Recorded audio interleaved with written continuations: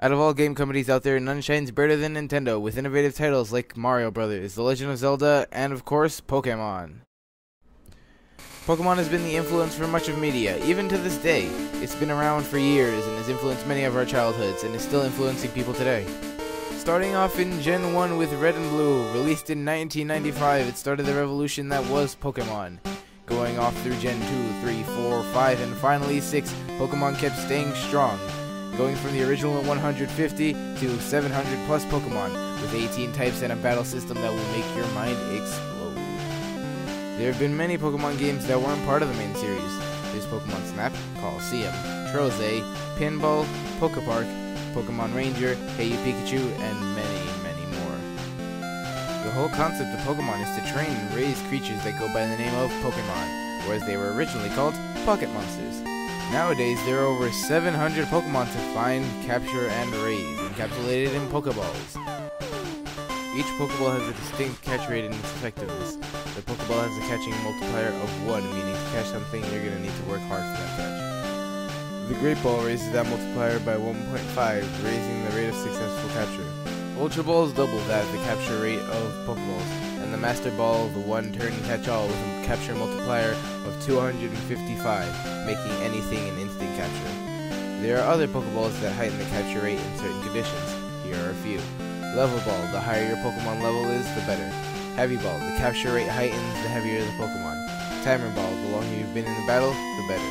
Net Ball, triples the rate if Pokemon is a bug or water type. Quick Ball, 5 times the rate if used on the first turn.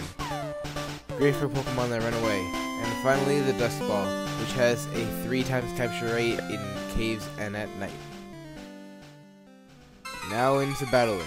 In the beginning, people think that battling is very simple, but it's much more than that. Type advantage is a strong point, doubling the power of a super effective move. Same type. Using the same type move gains a spike bonus, boosting the power's move by 1.5. Resistances halve the power of a move. Critical hits also double the power of the move. Status effects play a big role as well. Paralysis can stop you from moving every so often and cut your speed. Poison does damage to you, and badly poisoned does more damage every turn you're out. Burn does damage and cuts your attack in half, and flinching stops you from moving for that turn. Priority moves always go first unless the opponent has a move with more priority or the same priority but has higher speed. Another big part of battling is stats. A Pokemon with a higher speed will move first. Attacks will go head-on with defense stats, but special attack will go towards special defenses. Each Pokemon has its strength and weakness, so be careful of that. There are many moves in the Pokemon universe, each different. There are physical attacks that count towards your attack stat, special moves that count towards your special attack, and status moves which can heal, defend, raise, offense, and cripple your opponent. Abilities can help you in battle, but there are far too many to list off. Here are a few. Huge power doubles attack power. Toxic heal heals when afflicted by toxic. Levitate gives you immunity to ground type moves. Contrary raises your stats when they're supposed to be lowered. And so, to end this video off in the most interesting way I can think of, this is for those who just think that Pokemon is a little kid's game.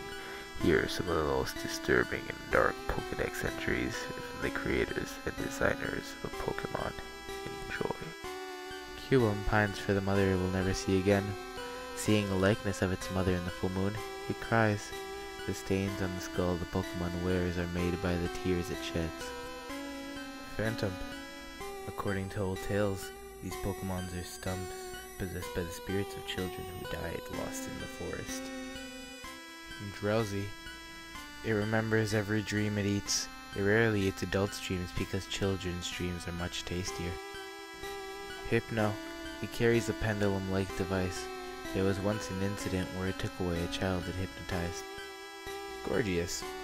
It enwraps its prey with its hair-like arms. It sings joyfully as it observes the suffering of its prey. Feraligatr. When it bites with its massive and powerful jaws, it shakes its head and savagely tears its victim up. Sounds familiar? Banette. Banette generates energy for laying strong curses by sticking pins into its own body. The Pokemon was originally a pitiful plush doll that was thrown away. It seeks the child that disowned it. Dusknoir. The huge antenna on Dustnor's head picks up signals from the underworld telling it to take humans there. Drifloon. It is whispered that any child who mistakes Drifloon for a balloon and holds onto it could wind up missing. Kabutops. With its sharp claws, this ferocious ancient Pokemon rips apart the prey and sucks their body fluids. And finally, finishing it all off is Malamar. It lures its prey close with hypnotic motions, then wraps its tentacles around it before finishing it off with digestive fluids. I hope you enjoyed this video. I really enjoyed making it. I learned a lot more about Pokemon that I didn't know, and I hope you learned more about Pokemon too. And as always, have a nice day.